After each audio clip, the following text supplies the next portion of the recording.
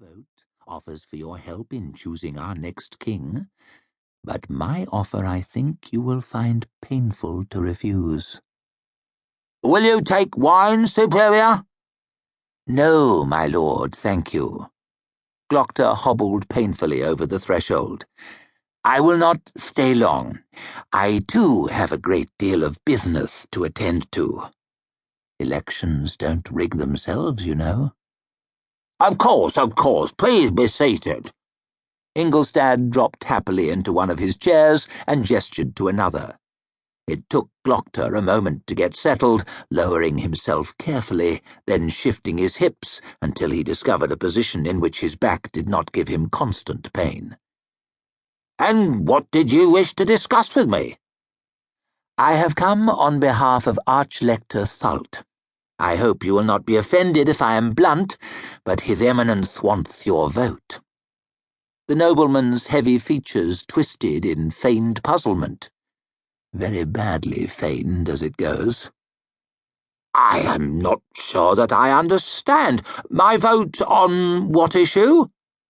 Glokta wiped some wet from beneath his leaking eye. Must we engage in such undignified dancing? You have not the build for it, and I have not the legs. On the issue of who will next occupy the throne, Lord Ingolstadt. Ah, that.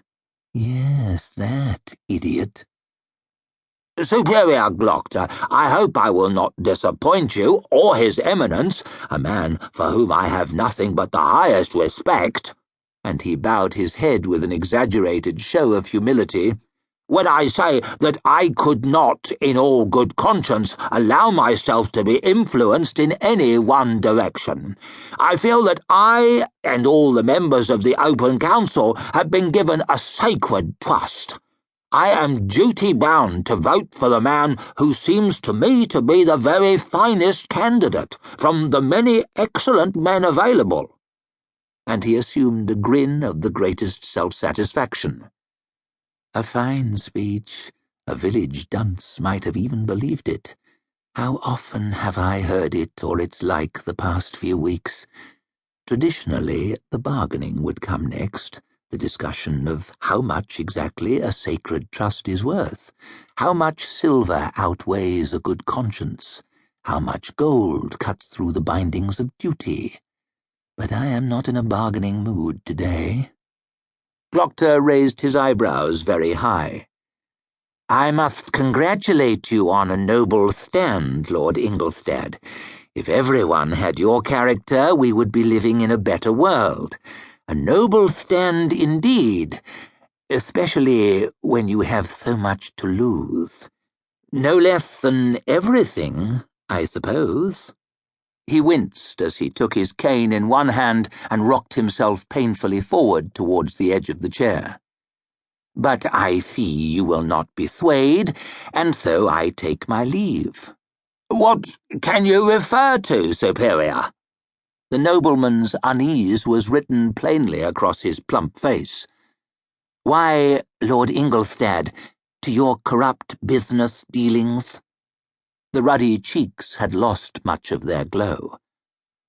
There must be some mistake. Oh, no, I assure you. Glokta slid the papers of confession from the inside pocket of his coat. You are mentioned often in the confessions of senior Mercers, you see? Very often. And he held the crackling pages out so they both could see them. Here you are referred to as, and not my choice of words, you understand, an accomplice. Here as the prime beneficiary of a most unsavory smuggling operation. And here you will note, and I almost blush to mention it, your name and the word treason appear in close proximity. Ingolstadt sagged back into his chair and set his glass rattling down on the table beside him, a quantity of wine sloshing out onto the polished wood. Oh, we really should wipe that up. It could leave an awful stain, and some stains are impossible to remove. His Eminence, continued Glokta, counting you as a friend, was able to keep your name